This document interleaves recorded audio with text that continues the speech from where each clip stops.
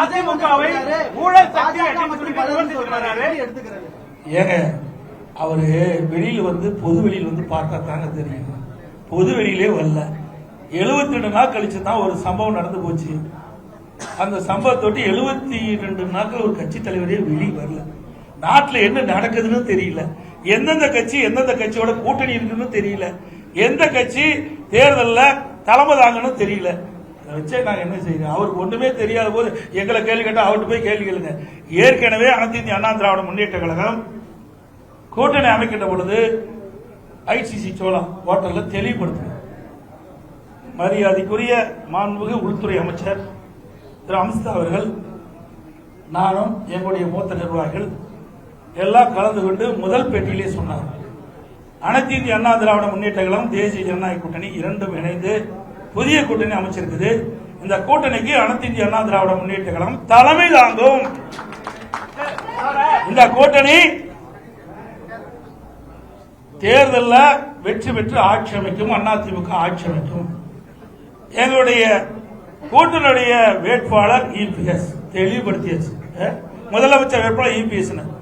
இது அவரு டிவியில பார்க்கல, தொலைக்காட்சியில் பார்க்கல, பார்க்கறதுக்கு நேரம் இல்ல, மக்களை பார்க்கறதும் இல்ல, தொலைக்காட்சியில் பார்த்து தெரிஞ்சுக்கல, ஒண்ணுமே தெரியாத வச்சு எங்கிட்ட கேள்வி கேட்பாங்க. தெரிஞ்சிருந்தா பரவாயில்ல. ஒரு கட்சியுடைய தலைவர் எல்லாம் தெரிஞ்சிருக்க வேணும். தெரியாம அறியாம பேசிட்டு இருக்காரு. நாட்டில் நடக்கிற நிலவரம் என்னன்னே தெரியல. இப்படி ஒரு தடவையாவது இப்படி பிரஸ் மீட் காட்ட சொல்லுங்க, புரிஞ்சுக்கிட்டோம். நாட்டில் நீங்களை போல இருக்கிற நிருபர்கள் கேட்கின்ற கேள்விக்கு பதில் சொன்னா தான் வெளியில என்ன நடக்குன்னா அவர் புரிஞ்சுக்கிட்டோம்.